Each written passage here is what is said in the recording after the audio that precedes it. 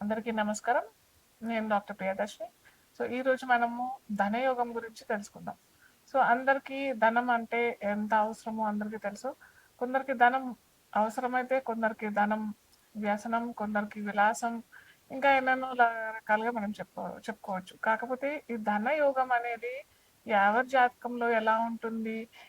అసలు ఈ ధనయోగం ఉంటేనే వాళ్ళకి ధనం వస్తదా? జీవితంలో ధనం లభిస్తుందా లేదా? లేదా ధనయోగం లేకున్నా గానీ మనం ఏదన్నా పరిహారం చేసుకొని ధన ధనయోగాన్ని క్రియేట్ చేసుకోవచ్చా? అంటే ఆర్టిఫిషియల్‌గా క్రియేట్ చేసుకోవడమే. సో, అది అంతా మనం ఈరోజు తెలుసుకుందాం. ఫస్ట్ ఆఫ్ ఆల్ ధనయోగం అంటే ఎలా లభిస్తుంది? ఒక జాతక చక్రంలో చూసినట్టయితే నేను ప్రతిసారి చెప్తుంటాను. మనము ధ యోగాలైనా, ఏ యోగాలైనా మన లగ్నం నుంచి చూసుకోవాలి. జాతక చక్రంలో లగ్నం ఏంటో ఫస్ట్ తెలుసుకున్నాక, లగ్నం నుంచి ద్వితీయంలో ఏ గ్రహం ఉంది? అది పాపగ్రహమా? లేకపోతే న్యాచురల్ బెనిఫిక్ అంటాము. న్యాచురల్ బెనిఫిక్ అనేసేసి 2 అంటే పాప గ్రహము ఉంటది. మంచి ఫలితాలిచ్చే మంచి గ్రహం కూడా ఉంటది. సో, ఎప్పుడైతే ఈ పాపగ్రహం లేకుండా మంచి గ్రహం అంటే పర్సనల్‌గా మన జాతక చక్రంలో ద్వితీయంలో పాపగ్రహం లేకుండా మంచి గ్రహం అంటే మంచి ఫలితాలు ఇచ్చే జనరల్‌గా మంచి ఫలితాలన్నీ ఇచ్చేస్తాయన్నమాట. అయితే దాంట్లో ఏంటంటే గురువు గ్రహం, శుక్రగ్రహం అంటే బృహస్పతి, శుక్రుడు. ఈ 2 గ్రహాలు మనకి ధనాన్ని ఇచ్చే గ్రహాలన్నమాట. సో, ఈ గ్రహాలు కనుక ద్వితీయాధిపతితో లేదా ద్వితీయంలో ఒక్కోసారి గురుగ్రహం ఏంటంటే ద్వితీయంలో ఉన్న వాళ్ళకి ఆహ్, విపరీతమైన డబ్బు, విపరీతమైన ధనం వస్తుంది. కానీ వచ్చినప్పటికీ అది నిలదొక్కుకోలేరు. ఏదో విధంగా ఖర్చయిపోవడము, వాళ్ళు అనుభవించారనమాట. అంటే సపోజ్ ఫర్ ఎగ్జాంపుల్ ఒకడు బాగా రిచ్, బాగా ధనవంతుడు. అతను బాగా సంపాదిస్తాడు. లైఫ్ లాంగ్ అతను కూడబెట్టి అలాగే కూడబెడుతూనే ఉంటాడు. తద్వారా ఏమవుతదంటే అతని చివరి జీవిత దశలో అతను అనుభవించకుండానే వెళ్ళిపోతాడు. అతను తదనంతరం ధనాన్ని అనుభవించడం ఇలాంటియన్నీ జరుగుతూ ఉంటాయనమాట. సో, అలాంటి రకం ద్వితీయంలో గురువు ఒకవేళ ఉన్నట్టయితే. మళ్ళీ ద్వితీయంలో గురువు ఉన్నా కానీ ఎన్ని డిగ్రీస్‌లో ఉన్నాడు? ఏ నక్షత్రంలో ఉన్నాడు? ఇవన్నీ కూడా క్షుణ్ణంగా మనం తెలుసుకున్నట్టయితే ఈ ధనయోగాలు మనకి ఎలాంటి ఫలితాలు ఇస్తాయి? ఎలా మనని ధనవంతులు చేస్తాయి అనేసేసి మనం తెలుసుకోవచ్చు. అయితే ఇంకొకటి మనం బాగా చూసుకోవాల్సింది ఏంటంటే గురువు ద్వితీయంలో ఉన్నా గానీ లేదా ద్వితీయంలో ఉన్నప్పటికీ అంత ఫలితాలు ఇవ్వరు అని చెప్పుకున్నాం కదా! ద్వితీయాన్ని ఒకవేళ చూస్తే మటుకు నిజంగా అది చాలా మంచి ధనయోగం. వాళ్ళకి ఎటువంటి ధనానికి ఇబ్బంది లేకుండా జీవితకాలం మొత్తం ధనానికి లోటు లేకుండా ఉంటుంది. అలాగే శుక్రుడు కూడా ద్వితీయంలో ఉన్నా కానీ మనమేమో గ్రహానికి ఏమనుకున్నాము, గురువు కనుక ద్వితీయంలో ఉంటే కొద్దిగా అతను అనుభవించాడు అని చెప్పాం కదా! కానీ శుక్రుడు అలా కాదు. ద్వితీయంలో ఉన్నా అతను ధనాన్ని ఇస్తాడు. కాకపోతే ఇక్కడ రూల్ ఏంటంటే ద్వితీయంలో శుక్రుడు ఉన్నా ఇస్తాడు. ద్వితీయాన్ని చూసినా గాని శుక్రుడు ఇస్తాడు. అలాగే మనం ఇక్కడ చూసుకోవాల్సింది ఏంటంటే ఆ లగ్నానికి ప్రతి లగ్నానికి ఫర్ ఎగ్జాంపుల్ మేష లగ్నమే అనుకోండి. మేష లగ్నానికి గురువు యోగాధిపతి, యోగకారకుడు. సో, గురువు కనుక ఉన్నట్టయితే లేదా గురువు కనుక చూసినట్టే అంటే ఆ ద్వితీయ భావాన్ని చూసినట్టయితే ఖచ్చితంగా అతనికి ఆ జాతకులకి ధనాన్ని ఇస్తాడు. కాకపోతే శుక్రుడు కనుక అక్కడ ఉన్నాడు అనంటే శుక్రుడు మారకాధిపతి అవుతాడు ఆ లగ్నానికి.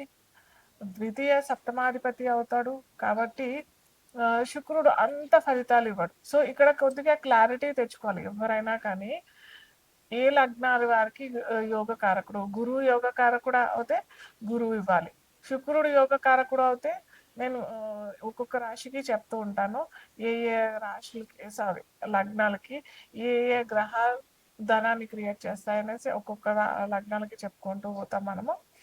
సో, ఇక్కడ కనుక ద్వితీయానికి మేష లగ్నం వారికి ఇక్కడ కలిగినట్టయితే అంత మంచి చేయడు. సో, ఇలా ప్రతి లగ్నాలకి ఒక లగ్నానికి గురువు యోగ కారకుడు అయితే, ఒక లగ్నానికి శుక్రుడు యోగ కారకుడు అవుతాడు. సో ఇలా మనము డిఫరెన్షియేట్ చేసుకున్న తర్వాత మనకి ధన యోగం జీవితంలో ఉందా లేదా, ఒకవేళ లేకపోతే ఎలాంటి పరిహారాలు మనం చేసుకోవచ్చు, ఇది మనం మేషం నుంచి మీనం వరకు చూద్దాం. అయితే ఇంకొకటి ఏంటంటే ద్వితీయానికే కాకుండా లాభంలో కూడా ఈ మనం చెప్పుకున్న గురు గ్రహమైన శుక్ర గ్రహమైన కనెక్షన్ వచ్చినట్టయితే కూడా అది ధనయోగమే అవుతుంది. అర్థమైందా? అలాగే శుక్రుడు గురువు ఒకవేళ ఈ 2 గ్రహాలు కూడా 11వ భావంలో అంటే 11వ భావంకి కనెక్ట్ అవుతే మటుకు ఖచ్చితంగా ధనాన్ని ఇస్తాడు. ఇదే కాకుండా ద్వితీయానికి లాభానికి అంటే ప్రతి ఒక్క లగ్నాలకి ద్వితీయాధిపతి సపరేట్గా ఉంటాడు, లాభాధిపతి సపరేట్గా ఉంటాడు కదా.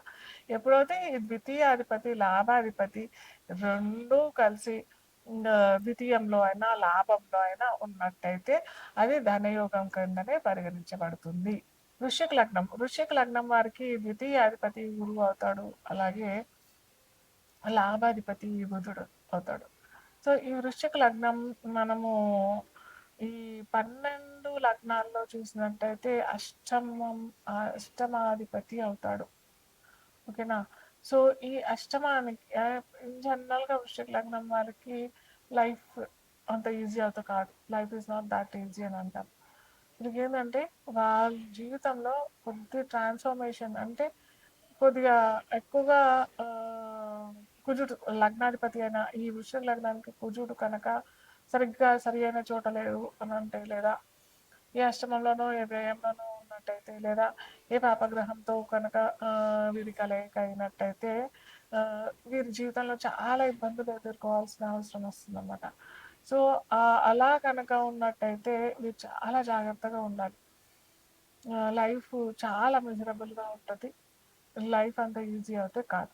సో మనం ఈ ధనయోగం వచ్చినట్టయితే ద్వితీయాధిపతి అయిన గురువు బుధుడు వీరికి కనుక ఎక్కడైనా ద్వితీయానికైనా లేదా లాభానికైనా ఇంకెక్కడైనా షష్టాష్టమ వ్యయానికి కాకుండా నీచ స్థానంలో కాకుండా ఉన్నట్టయితే ఇది ఒక ధనయోగం. ఒకవేళ ఇలాంటి యోగం మాకు లేదు, మేమేం చేయాలి అని అన్నట్టయితే ప్రతి గురువారం మహాలక్ష్మి ఆరాధన చేస్తూ మహాలక్ష్మీదేవికి అత్యంత ప్రీతికరమైన వంటకాలు చేసి అమ్మవారికి సమర్పించడం అది ఒక విధానం. అయితే శుక్రవారం కూడా వీళ్ళు చెరుకు రసంతో అమ్మవారి విగ్రహం, చిన్న విగ్రహం అనే ఉంటుంది కదా ఇంట్లో, మన ఇంట్లో ప్రతి ఇళ్ళల్లో ఓ చిన్న విగ్రహం, వెండి విగ్రహం అయినా కానీ ఇత్తడి విగ్రహం అయినా కానీ ఇలా ఏదైనా ఉంటుంది కదా. సో ఆ విగ్రహానికి స్వామివారితో పాటు నేను చెప్తున్నాను ప్రతిసారి ఏదో అమ్మవారికి ఒక్కదానికి చెప్తున్నాను, స్వామివారికి చేయకుండా ఉండద్దు అని కాదు, ఇద్దరికి చేయాలి, ఇరువురికి చేయాలి. ఇరువురికి చెరుకు రసంతో అభిషేకం మీరు శుక్రవారం చేసినట్టయితే ఖచ్చితంగా ధనయోగం కలుగుతుంది. అలాగే విష్ణు సహస్రనామ పారాయణం కూడా చేసుకోవాలి.